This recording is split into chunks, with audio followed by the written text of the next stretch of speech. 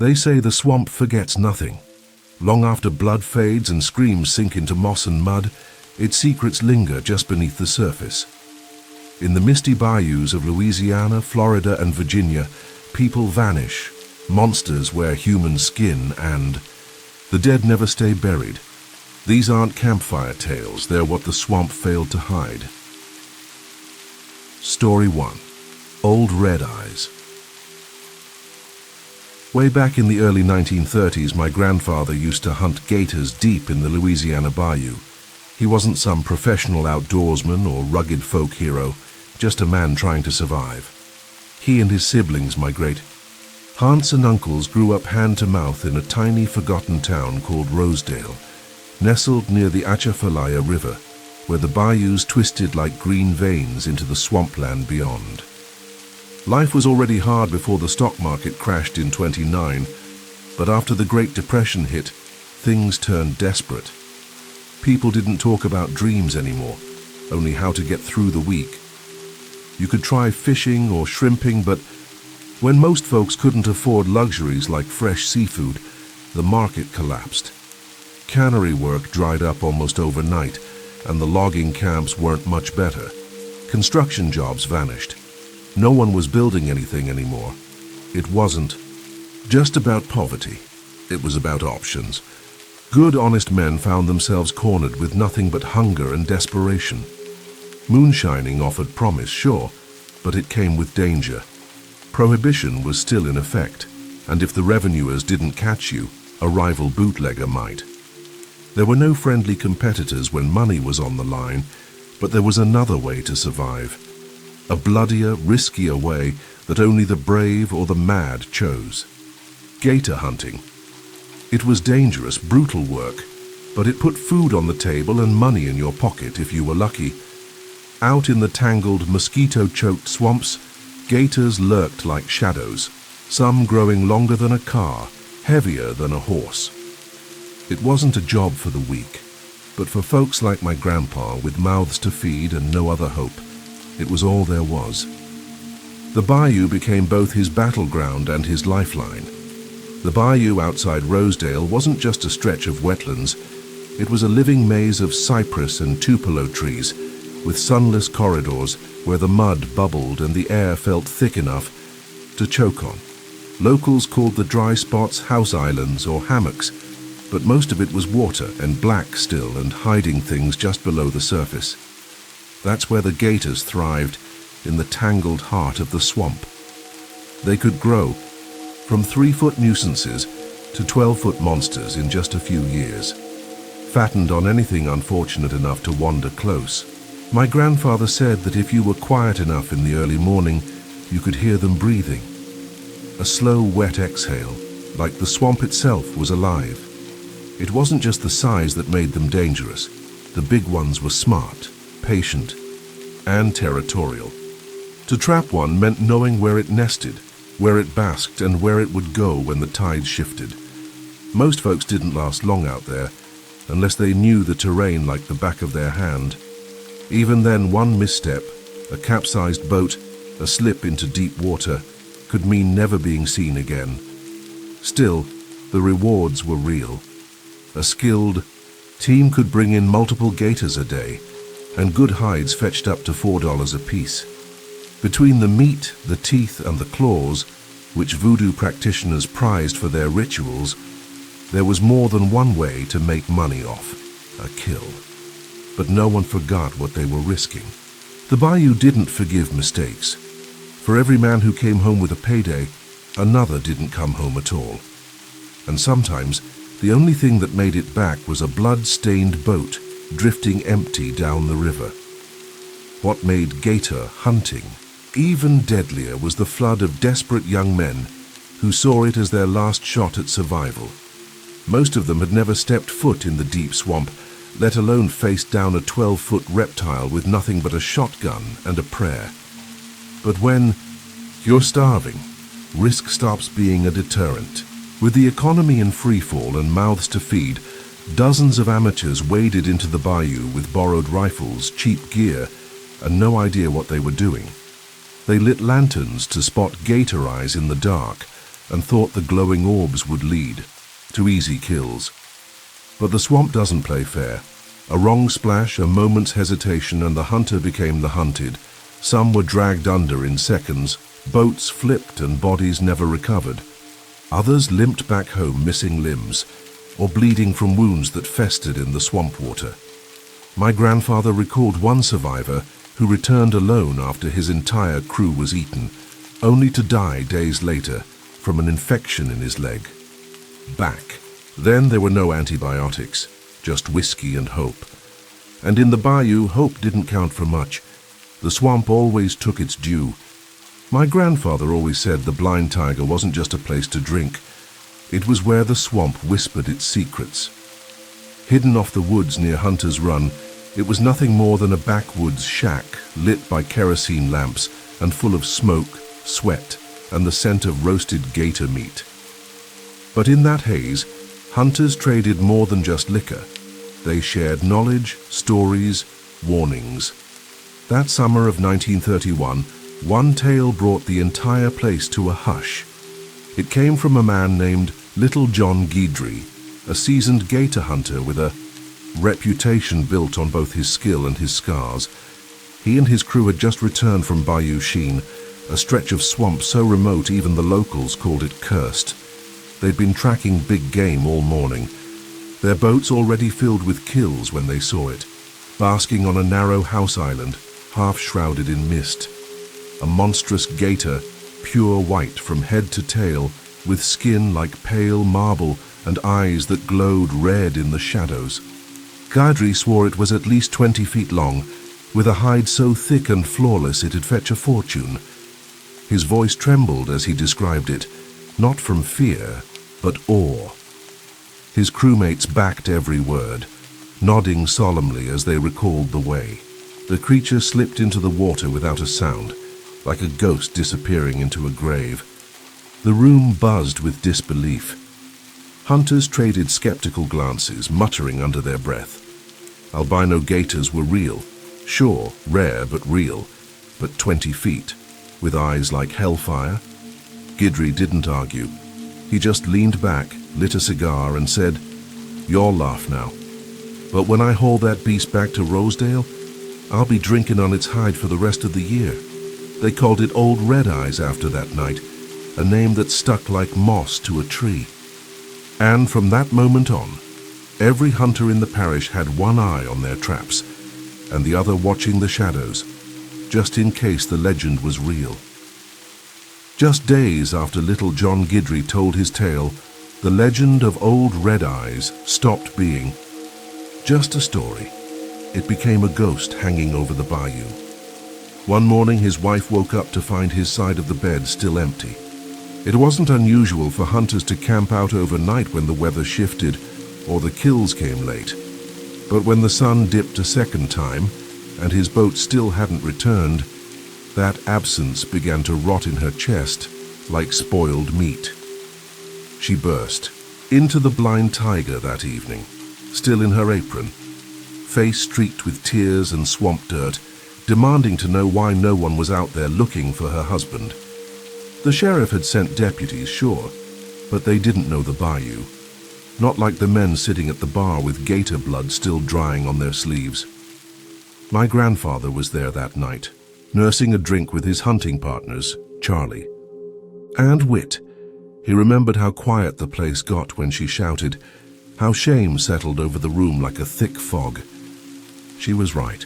If one of them had gone missing, Little John would have been the first to go looking. But no one moved. Everyone had heard the story. Everyone knew what Guidry had been chasing. And nobody wanted to admit what they feared.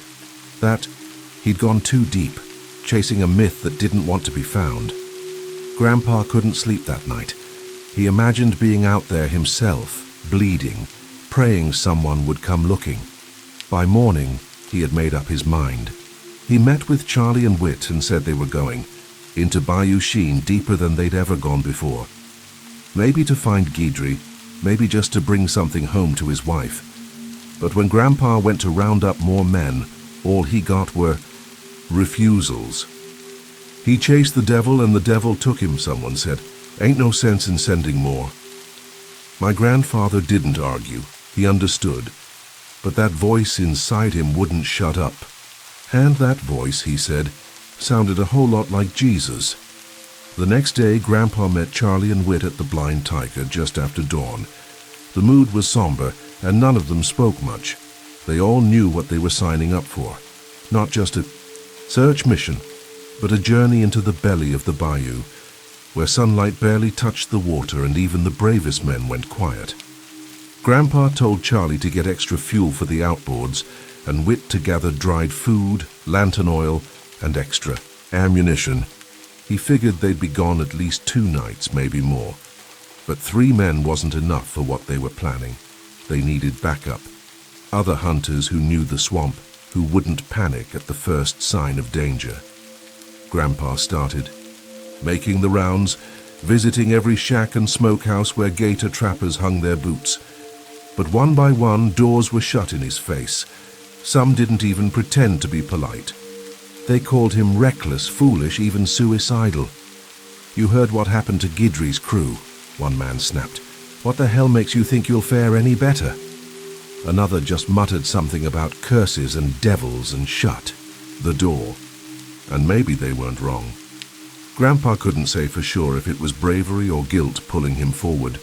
Maybe both. All he knew was that if he didn't try, he wouldn't be able to live with himself. Then, just when he was about to give up, someone unexpected stepped forward. Gaston Dupreez, or Gator, as everyone called him.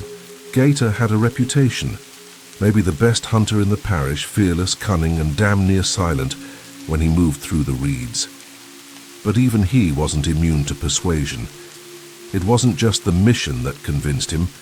It was Eulalie, Guidry's sister-in-law, who Gator had been quietly sweet on for months. When Grandpa found him sharpening his machete behind his cabin, he simply said, "If he's still out there, I'll help bring him back. And if he ain't, then we'll know." With that, they had their party. 7 men, 3 pirogues, enough grit to choke the devil himself, and a destination that even the gators seemed to fear. They set out at sunrise, the morning air thick with fog and tension. The 7-man search party moved quietly, their pirogues cutting through the water like slow blades. Grandpa said the first few miles were eerily calm. The only sounds were the coughs of the small boat engines and the lonely call of a swamp bird drifting through the trees. The further they went, the more unnatural everything felt. The air grew heavier, the water darker. Cypress trees stabbed out of the black surface, like fingers reaching for something long lost. Grandpa swore it was like paddling into a graveyard no one remembered burying. Eventually, the engine noise died down as the channels narrowed, and they switched to paddles, gliding silently into the heart of Bayou Sheen. The deeper they went, the more obvious it became that something was wrong. Bits of broken gear floated past them, a soggy boot here, a snapped oar there. At one point, they found a half-sunken pirogue tangled in vines, its lantern still clinging to the front post, long snuffed out.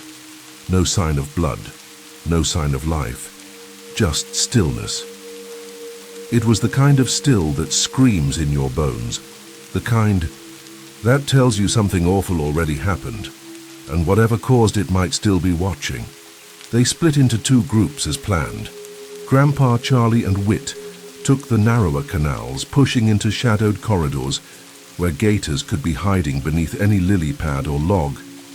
The water was glassy and slick, the only ripples coming from the dip of paddles or the subtle shift of something just under the surface. It wasn't long before they started spotting eyes, dozens of them, glinting orange in the lantern light. Watching, waiting. Grandpa said the worst part wasn't the gators. It was how quiet they were. No splashes, no warning. Just the unblinking gaze of creatures that didn't move out of the way. It was like they knew the men didn't belong. As the sun began to dip below the tree line, they saw it. A swath of grass flattened by something large. Drag marks smeared in the mud, and a deep gouge carved into the bark of a cypress tree, as if something massive had scraped by. Grandpa didn't say it out loud, but they all thought the same thing. They weren't the first ones to come this way, and whatever had come before them hadn't left whole. By the time the moon rose above the canopy, casting long silver streaks across the water, the swamp had gone deathly still. Grandpa, Charlie, and Whit paddled with slow, careful strokes, not speaking, barely even breathing. Their oil lantern hung low from the bow, casting a flickering orange halo that made every ripple look like movement, every floating log seem like a submerged threat. Then just ahead they saw it, a house island, dry and raised, with a single enormous gator basking along the muddy bank. Even in the weak lantern glow, it was clear this one was a beast, 12 feet at least, its hide ridged with old scars and its mouth hanging slightly open in lazy defiance. Whit leaned forward, whispering, "That's him. That's the one that took Guidry's crew." Charlie wasn't so sure. "That size? Sure. But any gator that big could have done it." Grandpa was nodding, halfway through agreeing, when the water in front of the basking gator erupted. Without warning, a pale leviathan burst upward, its form slick and ghostly in the moonlight. The albino gator, Old Red Eyes, clamped its massive jaws around the resting beast's head with a sickening crunch. Blood sprayed into the air, the smaller gator thrashing wildly, tail whipping and limbs kicking. But it was no match. The massive predator dragged its kill beneath the surface in a swirl of foam and crimson, vanishing as quickly as it had appeared. For a moment, none of them moved. The boat rocked gently in the aftermath, lit only by the shaking lantern as the water rippled back into stillness. Then, from somewhere deeper in the channel, came a sudden surge, a low rumble beneath the surface, and a burst of silt rising, like smoke. Old Red Eyes was coming back. Grandpa grabbed his paddle and hissed, "Move!" Charlie and Whit didn't need to be told twice. As the boat jolted forward, they heard the water explode behind them again. Not a splash, but a roar, like the swamp itself had come alive. In the moonlight behind them, a shape moved like a ghost, too fast, too silent, too big, and the hunt was on. This time they weren't the hunters. The swamp exploded around them as Old Red Eyes charged. Water surged in a wall behind the quay, pirogue, waves lapping at the boat's sides as if the entire bayou had been stirred by a hand from hell. Grandpa paddled like a man possessed, muscles burning, breath ragged, every stroke tearing through the water. Charlie was beside him, jaw clenched, rhythm steady despite the panic in his eyes. Whit in the back fumbled with the shotgun, slamming shells into the breech with shaking fingers. "The Lord is my shepherd," he started muttering, his voice cracking. "I shall not want—" The pale shape cut through the swamp like lightning, a blur of bone-white scales and boiling water, drawing closer with every second. Then came the hiss, long, low, hateful, followed by the sound of jaws breaking the surface. Whit spun, aimed, and fired. The shotgun blast ripped through the air, a spray of fire lighting up the gator's snout as pellets punched into its face. A streak of blood bloomed across its head, but the beast barely slowed. It recoiled, disappeared, and came back even angrier. Grandpa felt the boat lurch as Old Red Eyes slammed into the water beside them, sending a geyser of swamp and tilt skyward. Charlie nearly dropped his paddle. Whit screamed something and fired again, another round thundering into the night. The second blast hit true. More blood, thicker this time, but it still wasn't enough. The monster sank again, the water boiling in its wake. They paddled harder, faster. Grandpa said it felt like trying to outrun a ghost, something that didn't tire, didn't stop, didn't blink. Then the water exploded again, a wall of white and red streaking toward the boat, jaws gaping, teeth like polished tombstones. Whit cried out, raising the shotgun, the Lord's Prayer tumbling from his lips between heaving breaths. "He maketh me lie down in green pastures." Boom! The blast caught the gator mid-leap, driving it back, its jaws snapping shut inches. From the boat's edge, blood sprayed across the water, thick and dark as oil. But the beast didn't fall, not yet. Grandpa kept rowing, not daring to look back, while Charlie leaned in with all his strength, his knuckles white on the paddle. Behind them, Whit reloaded, his fingers now working with machine precision, fury overtaking fear.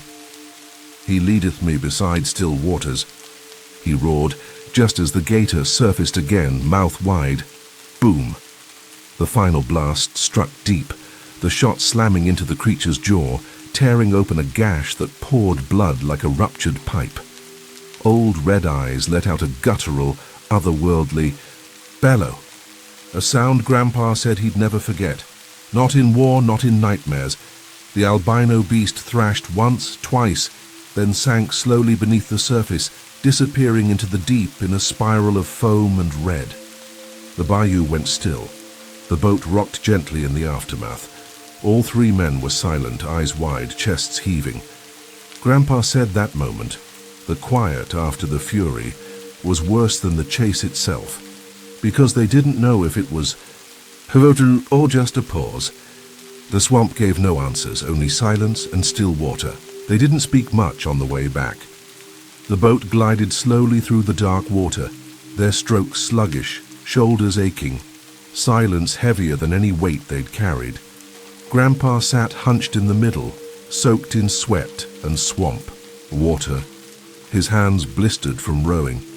Charlie's eyes were locked ahead, but he wasn't really seeing, just staring through the cypress trees as if searching for something that wasn't there.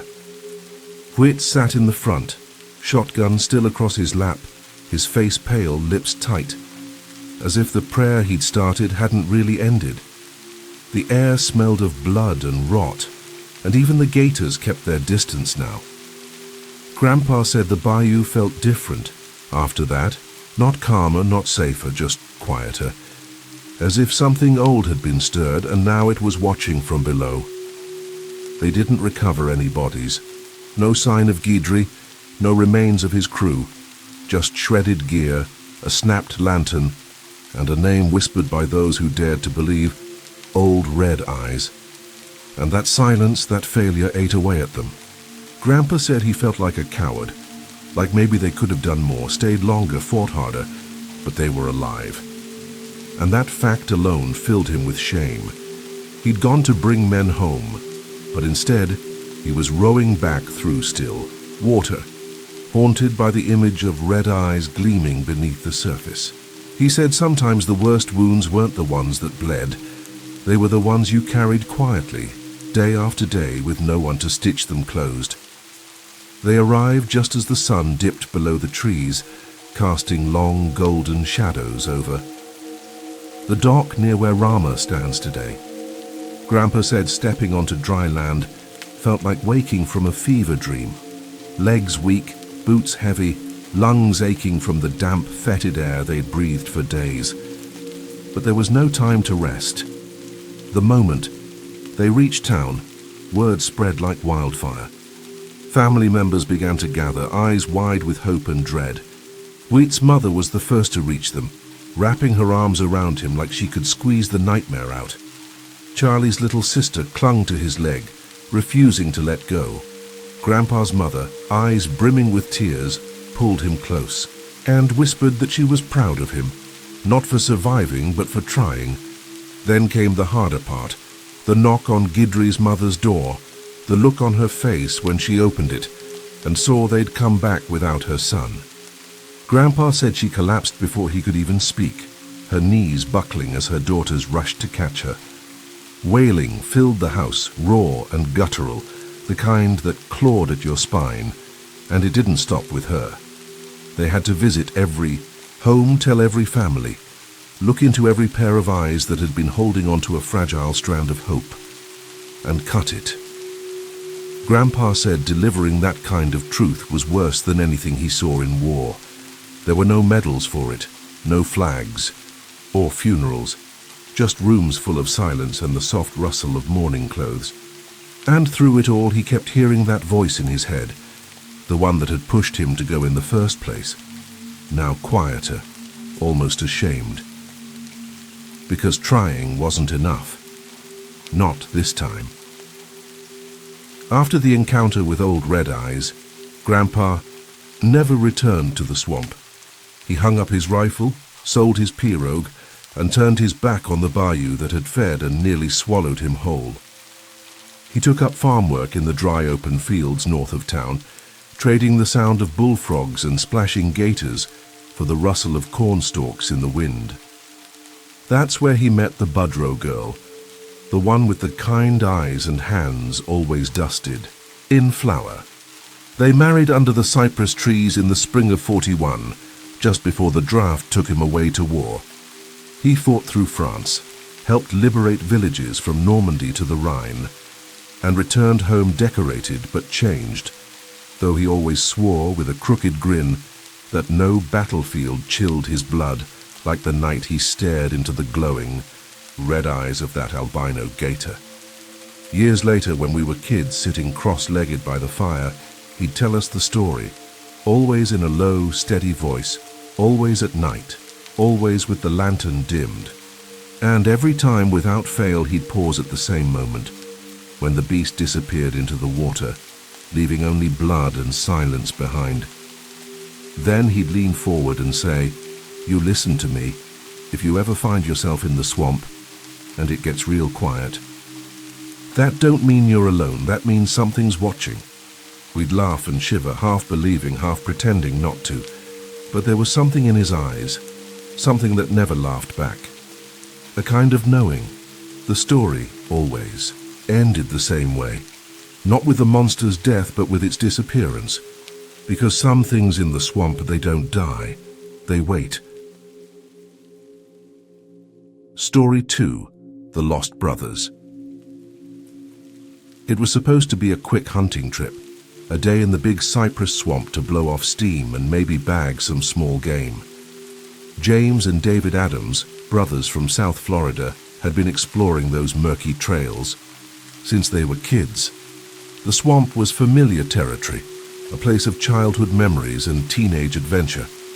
But on January 8th, 1999, something changed.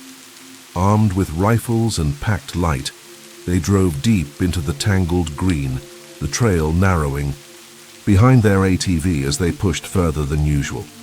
Then, without warning, the engine sputtered. It coughed, jerked once, and died. At first they laughed. Maybe it was waterlogged, maybe the plug had fouled. They popped the hood, poked around, swore a bit, but nothing brought it back to life. And when James stepped back and glanced around, that's when it hit him. They were deep in it now. No cell service, no backup, no one coming. The trees seemed to close in tighter with that realization. Sunlight filtered through bald cypress limbs, streaking down in golden shafts that felt almost mocking. The swamp buzzed with the sounds of life, birds, insects, the occasional wet splash somewhere off in the reeds. But it all felt distant, the kind of quiet that creeps up on you slowly. They debated waiting by the vehicle, hoping another hunter might pass, but hours went by, and no one came. So they made the decision that would haunt them for the next 6 days. They left the ATV behind and started walking. They moved by instinct, trusting the sun and their memories. But recent rains had turned everything unfamiliar. Trails that once led home were now drowned in knee-deep water. Landmarks were washed out, gone beneath the muddy flood. Every step forward felt like another step into a maze with no center. And as daylight began to fade, the temperature started to drop, fast. Florida might be hot most of the year, but that night was a bitter outlier, dipping into the low 40s.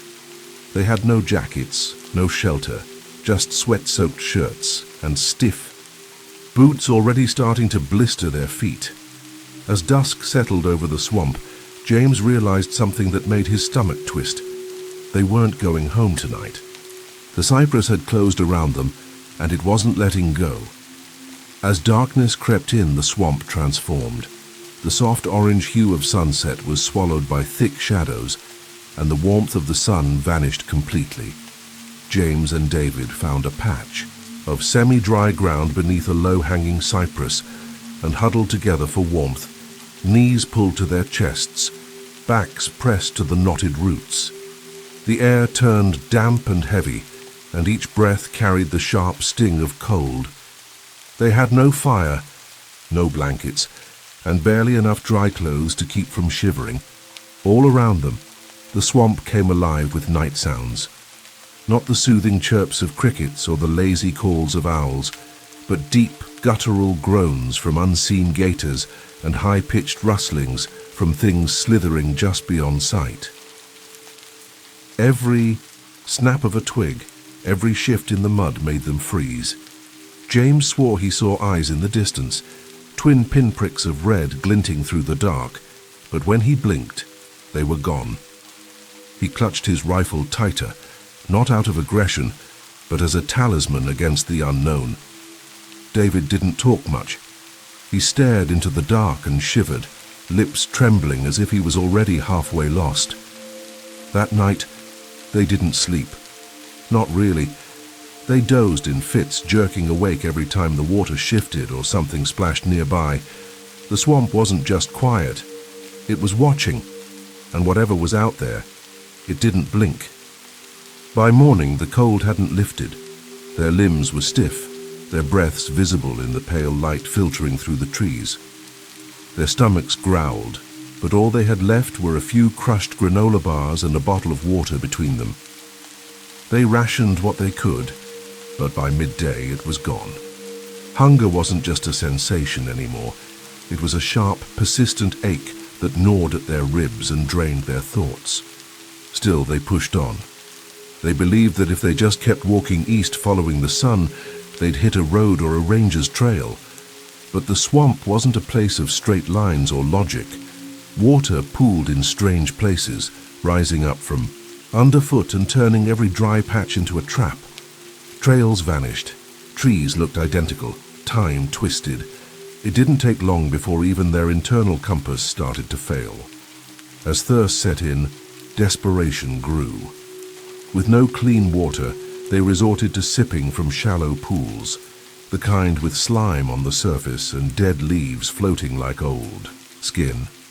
The taste was putrid, like rotting bark and decay, but they drank anyway, because the ache in their throats was worse than the fear of parasites. Mosquitoes descended in clouds, swarming their arms, necks, and faces, leaving angry welts. They couldn't even scratch properly without peeling skin. The air buzzed with insects, and the stink of stagnant water hung heavy with every step. Their boots were soaked through, squelching with every movement, and mud sucked at their feet like it wanted to pull them under. On the third day, David stumbled more than he walked. His legs shook and his words slurred. His eyes lost focus. He dropped his rifle once and didn't seem to notice. James knew what was happening. Fatigue, dehydration, exposure, but worst of all, panic. He tried to stay calm, tried to joke, to encourage his brother, but the humor dried up fast. The swamp wasn't just breaking down their bodies, it was unraveling their minds. By the time night fell again, they were no longer two confident hunters. They were lost men, starving, stumbling, and slowly being swallowed by something older, and hungrier than either of them could understand. By the fourth day, David was barely conscious. His eyes had turned glassy, and his skin had taken on a grey pallor that terrified James more than anything the swamp could throw at them. He mumbled nonsense under his breath, sentences that made no sense, sometimes laughing softly at things that weren't there. James tried to keep him moving, arms slung under his brother's shoulder, half carrying, half dragging him through ankle-deep sludge. Every step felt heavier, like the swamp was growing thicker around them, resisting their movement, sapping their will. David kept slipping, falling to his knees, groaning when James tried to pull him up again. It was like watching someone slowly dissolve, not from a single moment of horror, but from exhaustion stretched thin across too many hours, worried he'd lose him completely, to the swamp or to madness. James did something simple but profound. He pulled off his belt and looped it through David's. Then he tied the other end to his own waist. They wouldn't get separated. Not in the dark. Not if David wandered. Not even in death. That strap of cracked leather became their lifeline, the only thing connecting them when words failed. That night, they didn't talk. They simply lay back to back, beneath a spindly tree, tethered together like two sinking ships bound by a single rope. James stayed awake most of the night, listening to the rustling in the brush, the deep splash of something big entering the water nearby. His hand never left the rifle. He didn't know if they were going to die out there, but he knew they'd die side by side. By the time the 5th day began, the brothers were barely more than shadows of themselves. Their faces had hollowed, cheeks sunken and pale, eyes ringed with exhaustion. James's feet throbbed with every step, the skin raw and peeling from the constant wetness and friction. David was no better. He could hardly stand, leaning on his brother like a sack of bones wrapped in soaked flannel. But then somehow they found it, a patch of slightly higher ground, not dry but firmer. Grass grew there in tufts, and the air smelled just a little less like rot. James knelt and felt the earth. It wasn't sinking. It was enough. With trembling hands, he pulled the last of the lighter fluid from his pocket. It had been tucked inside his pack, wrapped in a rag, to keep it dry. Miraculously, it had survived. He tore up a few clumps of grass, snapped twigs from nearby trees, and built the saddest excuse for a campfire he'd ever made. The lighter sparked 3 times before it caught.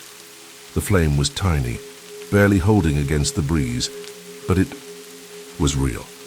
They took turns feeding it, nursing it, shielding it. The smoke that rose was thin and grey, barely visible in the trees, but it rose. For the first time in days, James allowed himself a sliver of hope. He imagined someone, anyone, seeing the smoke from above. A ranger, a helicopter, a miracle. He didn't pray, not out loud, but his hands moved like they did, cupped gently over the flame. That fire was more than warmth. It was defiance. Against the swamp, against death, against despair. And for the first time since they got lost, James thought maybe, just maybe, they'd make it out. On the morning of the 6th day, the swamp was quiet. Eerily so. No buzzing insects, no splashes, not even the distant croak of frogs. James lay curled near the fire's dying embers, barely awake, his body trembling from cold and hunger. David was motionless beside him, barely breathing, his skin cold to the touch.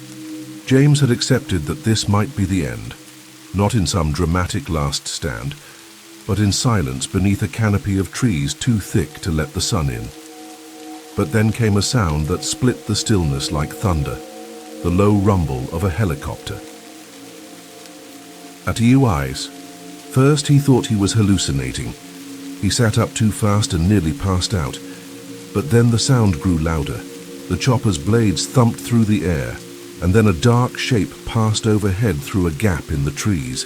James scrambled to his feet, swaying like a drunk, and waved his arms wildly. "Here, we're here," he croaked, his voice nearly gone. The smoke, that thin column of hope, must have caught someone's eye.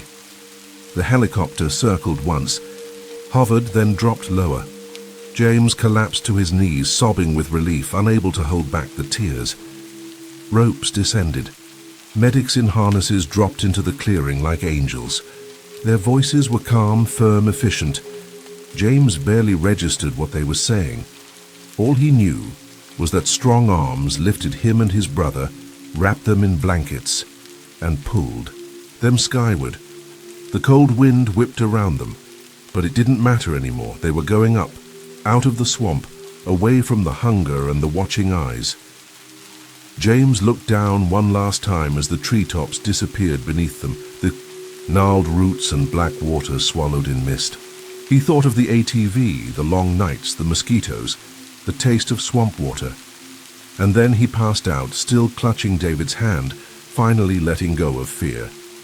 The hospital in Naples was warm, white, and filled with sounds James hadn't heard in days.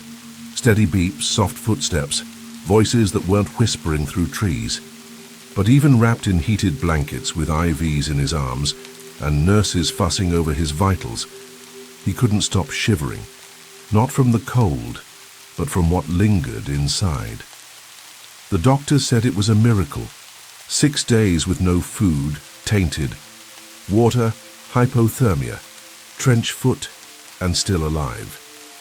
David recovered slowly, slipping in and out of sleep, eyes haunted even when they were closed.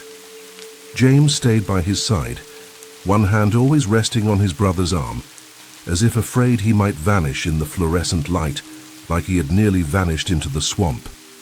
Their bodies healed, but their minds, that was a different kind of wound. When reporters asked what it was like, James didn't talk about hunger or cold. He didn't mention the fire, the mud, or even the moment they were lifted out by helicopter. What he said instead, what he always said, was this: "I thought we were gator food every night. I heard them out there, circling, waiting, just watching." He said the swamp didn't hate them. It didn't even care, it just was, endless, patient, hungry. And the worst part wasn't being lost. It was the feeling that something knew exactly where they were and was waiting for them to stop moving. That quiet, wet breath behind the trees, that soft ripple in the water when nothing was there. He said survival wasn't just luck. It was defiance. But even now, when the world was safe and dry, some nights he still woke up and swore he heard it, breathing just outside the window. In the weeks that followed, locals began calling it the Addams Brothers Ordeal.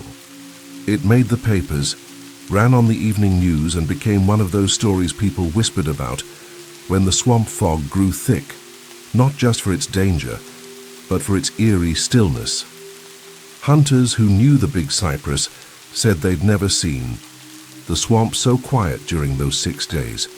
Animals that usually stirred at dawn remained hidden. Trails that were once dry stayed flooded, as if the swamp itself had decided to rearrange its shape. Some said it wasn't coincidence. Some swore the swamp had claimed the brothers and, for whatever reason, returned them. It became a kind of legend, a cautionary tale told in between beers and bait prep. One of those you ever heard about. Stories that starts with a shiver and ends with a glance over the shoulder. James and David never went back. Not even close. Not for hunting, not for closure. They didn't need to. The swamp had taken something from them and left something behind. Something quiet, invisible, but permanent. James once said it best during an interview years later, that the swamp doesn't care if you're brave. It doesn't care if you're careful. It just waits. And when you think you're alone, that's when it remembers you. After that, he stopped giving interviews. And so the story remained, preserved not in newspaper clippings or TV archives, but in the minds of those who understood what it meant to be truly lost. The Big Cypress never gave back everything it took, but for some reason, just this once, it had spared 2 lives. No one knew why. Maybe it was mercy. Maybe it was mockery. But one thing was certain. For 6 days the swamp had watched and listened. Story 3. The Kathy Bonney Tragedy. Thomas Bonney had spent most of his life trying to outrun the shadow of his own upbringing. Born and raised in Chesapeake, Virginia, he grew up under the iron fist of an abusive father, a man who taught him early that love could come with fists and cruelty. When Thomas married Dorothy May and started a family of his own, he swore things would be different, and in many ways they were. He provided. He worked hard, building a successful salvage business. From nothing, he was respected in town, quiet, religious, a man who always tipped his hat and said sir and ma'am. But that fear, that deep, gnawing terror of failing the people he loved, never left him.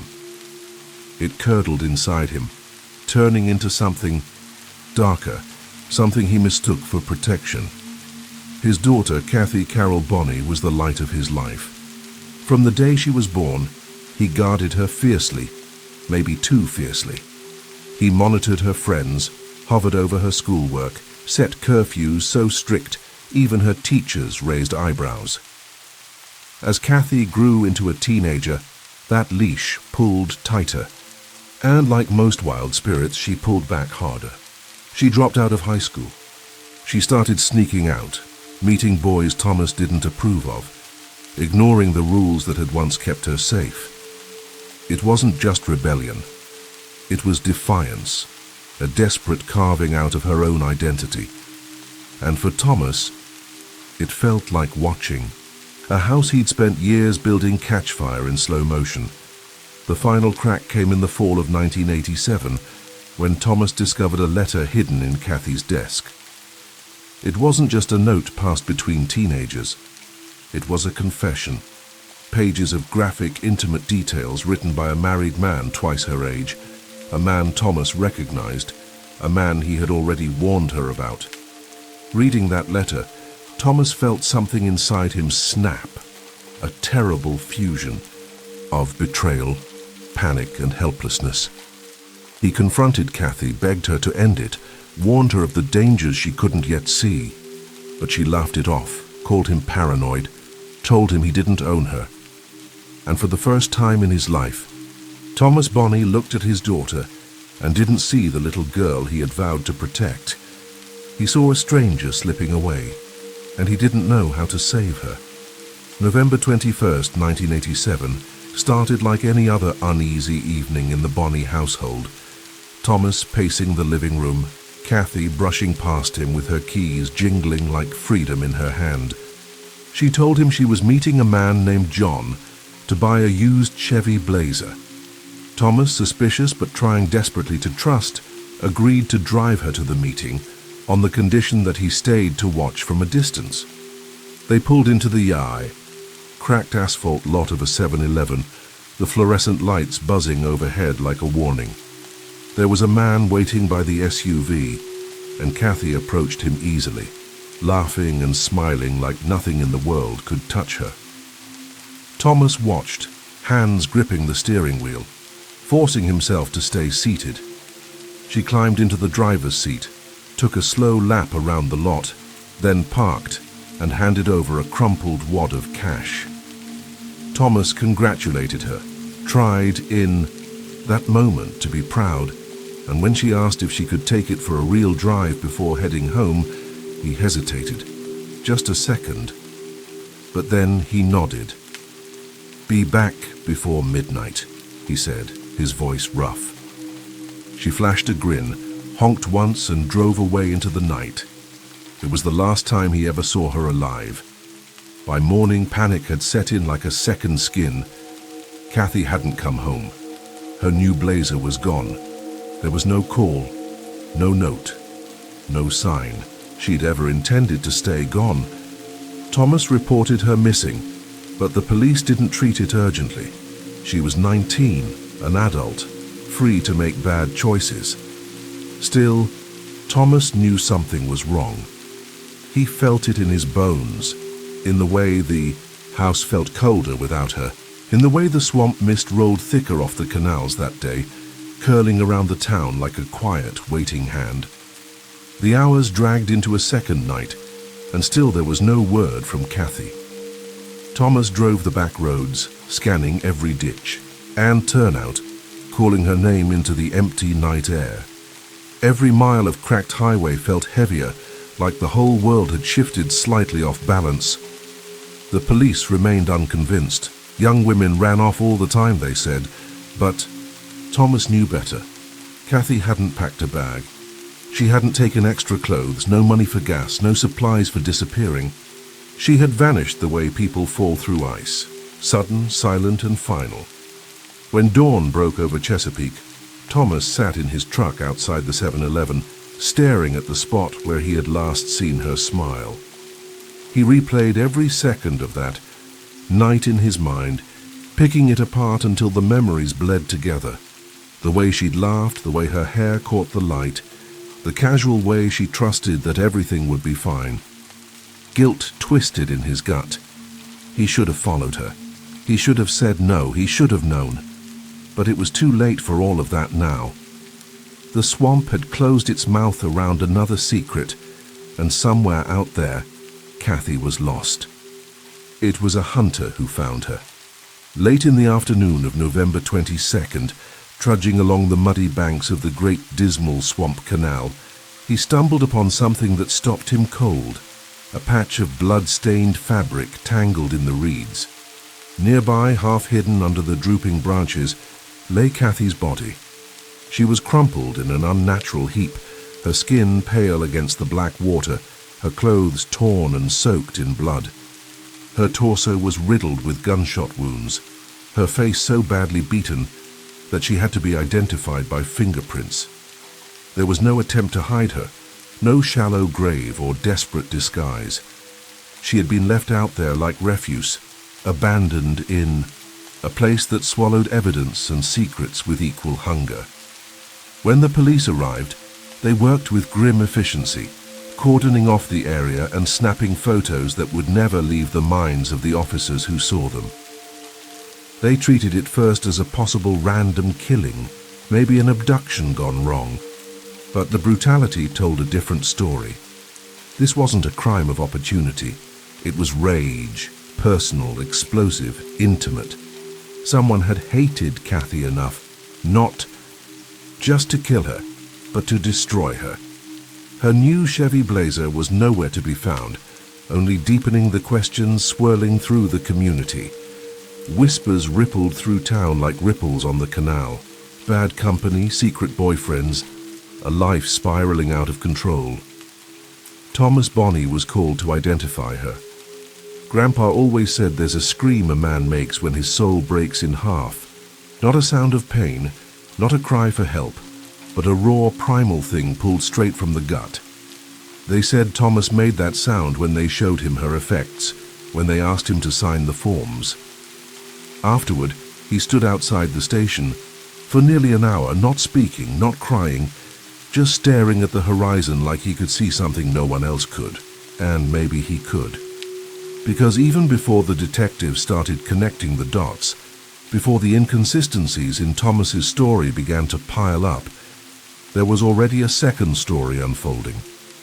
A silent story stitched between every pause, every nervous glance, every detail Thomas chose to forget. At first, Thomas Bonney cooperated fully with the investigation. He sat through hours of interviews, answering every question, offering up theories about Kathy's disappearance as if he was desperate to solve it himself. But detectives noticed small inconsistencies almost immediately, details that shifted from one telling to the next. Thomas first said he'd driven Kathy to the 7-Eleven in his tow truck, but later claimed it was the family's old Chevrolet. When pressed about the revolver he usually kept under his seat, a .22 he was known to carry, Thomas said he had sold it recently, but couldn't remember to whom. It wasn't just what he said that raised suspicion, it was how he said it. Too polished, too rehearsed, like a man trying to read from a script but forgetting which line came next. The real break came when Kathy's younger sister, Susan, timid and trembling, told police she had seen bloodstains inside their father's Chevrolet on the night Kathy disappeared. She hadn't dared say anything before, too terrified of the man who ruled their home with iron control. Acting. Quickly, detectives tracked down the truck, which Thomas had conveniently sold just days after Kathy's death. Forensics tore it apart. They found blood, Kathy's blood, soaked into the fabric of the seats. Strands of her hair matted into the trunk lining. It was the kind of evidence that didn't lie. As investigators dug deeper, neighbors and family members painted a darker picture of Thomas. A man whose need for control bordered on obsession, whose anger simmered just below the surface, masked by sermons and Sunday bests.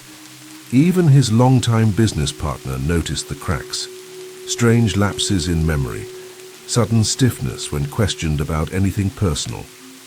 When police confronted Thomas with the mounting evidence, he didn't rage or protest. He simply shut down, retreating inward, as if part of him had already accepted the end. By the time a warrant was issued for his arrest, Thomas Bonney had fled Virginia altogether, disappearing into the cold, gray stretch of American highways, leaving behind a grieving family, a broken community, and a trail of blood and silence that would take months to piece back together. When authorities finally caught Thomas Bonney in Indiana 2 months later, he wasn't the same man who had once built a business from nothing or guarded his family like a fortress. He sat silently in the interrogation room, eyes hollow, hands folded neatly in his lap, like a man waiting for a verdict he already knew was coming. But the surface calm belied the chaos within. During psychological evaluations, Thomas revealed a mind splintered into jagged pieces, a labyrinth of voices and personas born from a lifetime of buried trauma. Under hypnosis, Dr. Paul Dell uncovered 10 distinct identities, each one carrying a shard of Thomas's broken childhood: Satan, Mammy, Damien, Viking, Tommy, Hitman, Preacher, Dad, and even a child like Kathy. Each persona had its own voice, its own fears, its own justifications for what had happened that night. Among them, one name rose to the forefront: Damien. According to Thomas, Damien had been created not out of madness but out of necessity, a protector forged from pain, whose sole purpose was to shield Thomas from threats, even when that meant using violence. It was Damien, Thomas claimed, who surfaced during that fatal confrontation with Kathy on the deserted stretch of highway. When she rejected him, when she refused to listen, it was Damien, not Thomas, who acted. Damien didn't see a daughter. He saw a danger that had to be neutralized. In Thomas's mind, he hadn't murdered his child. He had been a bystander to his own worst nightmare, helpless as his fractured psyche tore his world apart. But not everyone agreed. Some experts argued that Thomas's condition had been exaggerated, or even induced, by the very hypnosis sessions meant to uncover it. Others believed his dissociative identity disorder was real, but not exculpatory. Thomas knew right from wrong. He had made choices, covered tracks, sold evidence. Still, as his trial loomed, one thing became chillingly clear. Whether it was Damien's hand or Thomas's own that pulled the trigger, the monster that ended Kathy Bonney's life hadn't come from outside. It had grown quietly, patiently, inside the man who once promised he would protect her from all the evils of the world, except the one living within his own skin. Thomas Bonney's trial became less about what had happened and more about who had done it. Was it Thomas, the hard-working father, the man neighbors knew? Or was it Damien, the violent splinter of a broken mind? Dr. Paul Dell took the stand for the defense, presenting hours of hypnotic interviews where Thomas, under deep trance, shifted between personalities like flipping through a haunted storybook. Dell argued that Thomas's mind had fractured under the unbearable weight of childhood abuse, that he had created these personas to survive trauma no child should endure. Damien was real, Dell insisted, a ruthless guardian forged from decades of fear. But the prosecution wasn't buying it. They brought in their own expert, Dr. Philip Coons, who systematically dismantled Dell's conclusions. Coons pointed out that Dell's hypnosis methods were flawed, suggestive, even reckless, and might have unintentionally created the very personas he claimed to discover. Worse still, Coons argued that severe childhood trauma, while devastating, didn't automatically lead to dissociative identity disorder. People survived horror every day without splintering into multiple selves. To Coons and the jury, Thomas Bonney wasn't a man lost inside a fractured mind. He was a father who couldn't control his rage, who built a lifetime of rigid rules only to see them shattered by a daughter who refused to be caged. The inconsistencies in Thomas's account, the changing details about the truck, the missing gun, the hurried sale of evidence, didn't paint the picture of a man who had blacked out during a psychotic break. They painted the picture of a man who knew he was guilty and tried clumsily to cover it up. The courtroom air grew heavier with every testimony. The defense tried to humanize Thomas, to remind the jury of the boy he once was, brutalized by a monster of a father. The prosecution hammered home the horror of Kathy's last moments, how she had trusted the one person who was supposed to keep her safe, and how he had turned on her with monstrous finality. In the end, the battle wasn't between medicine and madness. It was between sympathy and outrage, between believing a man's mind could betray him, or believing that sometimes monsters aren't born from trauma. They're made by choice.